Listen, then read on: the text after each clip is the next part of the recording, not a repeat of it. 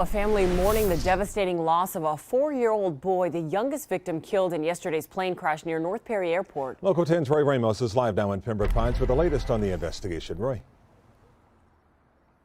Calvin and Nicole and the families of all 3 victims just devastated by all of this. It's right here where that plane crashed. Federal investigators now working to find out what led up to that wreck, as others are now calling for this airport to close.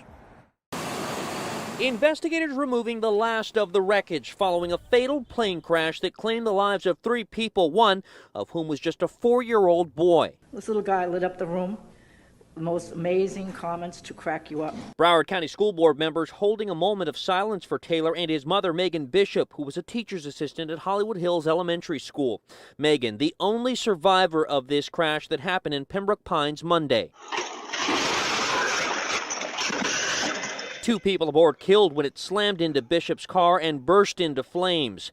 Taylor was buckled in, and while he was rushed to the hospital, he ultimately died from his injuries. This morning, my teacher said we have some very sad news and told us what happened. A difficult day for students and staff at Bishop's School as they learned of the teacher's injuries and heart-wrenching loss. Every time somebody was down or something, she would always do something to make us laugh. The NTSB now investigating what caused that plane to come crashing down and so close to North Perry Airport.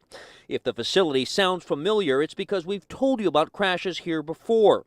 In the last 5 years alone, there have been 14 accidents, with NTSB records showing nearly 30 incidents they've investigated that date back to 2008. They certainly want to shut down the airport. While calls to shut down the airport go back decades, Broward County Mayor Steve Geller believes that is not the solution. Closing this airport isn't an option. It will create more traffic in other places.